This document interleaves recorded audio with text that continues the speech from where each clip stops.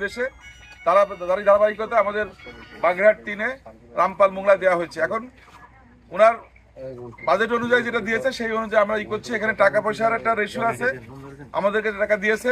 আমি উপজেলা নির্বাহী অফিসারের মাধ্যমে বলেছি যে ইউনিয়নের লোক সংখ্যা বেশি, সেইভাবে রেশিওটা করার জন্য সেইভাবে উনি একটা রেশিও করেছেন, সেই অনুযায়ী আমরা বিতরণ করছি।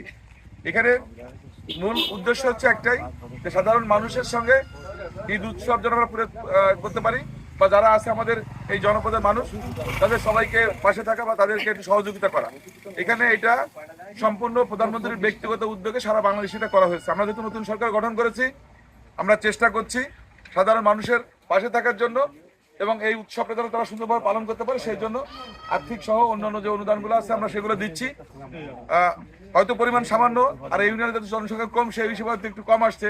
আবার দেখা যাচ্ছে যে আমাদের উজলপুর ইউনিয়নের জনসংখ্যা অনেক বেশি, টোটাল 18%, 18.5%-এর মতো বেশি, মানে আমাদের এই থানাতে আছে প্রায় 20%-এর মতো হচ্ছে শুধু উজলপুরে আছে আমাদের এলাকার জনগণ।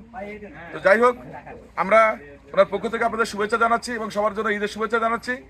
আমাদের যেহেতু এখানে উপজেলা নির্বাহী অফিসার থাকার কথা ছিল, ঈদের ছুটি শুরু হয়েছে, আমি ম্যাডামকে বলেছি অসুবিধা নাই, আমাদের এসিল্যান্ড মধ্যে থাকলেই হবে, আমরা এখানে থাকবো। পাশাপাশি আমাদের থানা বিএনপি নেতৃবৃন্দ আছে, এলাকার গণ্যমান্য ব্যক্তি আছে, ইউনিয়ন বিএনপি নেতৃবৃন্দ আছেন। আমরা সবাইকে ধন্যবাদ জানাচ্ছি। আমরা আশা করবো ইনশাল্লাহ আগামীতে আমরা সবাই মিলে একসঙ্গে এখানে বসবাস করবো একটা সুন্দর পরিবেশে, এবং এখানকার যে ভ্রাতৃত্ববোধ, এখানকার যে সম্প্রীতি, সেগুলো আমরা ধরে রাখবো এবং সবাইকে নিয়ে আমরা প্রত্যেকটা অনুষ্ঠান উদযাপন করব। এবং এলাকার ভিতর যে আমাদের যে একটা নিজেদের যে একটা বন্ডিং আছে, যে ভ্রাতৃত্ববোধ আছে, সেটা কোনো অবস্থায় আমরা ছিন্ন করে দিব না।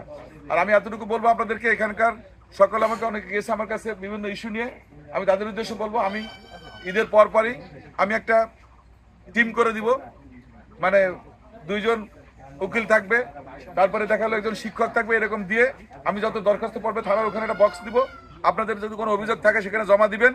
আমি 7 দিন পরে এটা যাচাই বাছাই করে, প্রথমে আমাদের যারা এক্সপার্ট আছে তাদেরকে যাচাই বাছাই করবো কোনটা সঠিক, যেটা সঠিক সেটাই করা হবে, কোনো লোকের প্রতি কোনো অবিচার করা হবে না।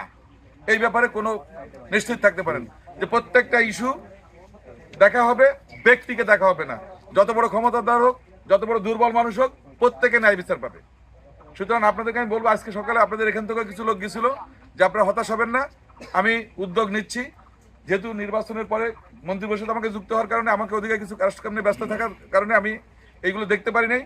আমি আশা করবো আগামী 2 সপ্তাহের ভিতর আমরা তালিকা করে আমরা চেষ্টা করবো প্রথমে ইউনিয়ন নেতৃবৃন্দকে ফয়সলা করার জন্য, তারা যদি না পারে থানা নেতৃবৃন্দ করবো, তারা যদি না পারে আমরা উপজেলা যে প্রশাসন আছে তাদেরকে ফয়সলা করতে দেবো। তারা না পারলে কিভাবে করতে হয় সেটা আমরা জানি, সুতরাং সেই প্রক্রিয়া যাব। আমি চাই সত্যিকার অর্থে এখানকার একটা সুন্দর পরিবেশ এবং আমাদের যে ভিতর যে একটা সুন্দর যে অবস্থা বিরাজ করছে সেটা ধরে রাখতে, কোনো অবস্থায় কেউ যেন বিশৃঙ্খলা না করতে পারে। সুতরাং আপনারা হতাশ হবেন না বা উদ্বিগ্ন হবেন না। আমি ইনশাল্লাহ শীঘ্রই, আমি আশা করছি ঈদের পরেই আমি এখানে একটা বাক্স দিব, সেখানে গিয়ে ইউনো অফিসের সামনে বা থানার সামনে যে কোনো একটা পয়েন্টে জানা দেওয়া হবে, সেখানে গিয়ে আপনারা অভিযোগ জমা দিবেন। অভিযোগগুলো যাচাই বাছাই করে আমরা সঠিক বিচারটা করার চেষ্টা করব।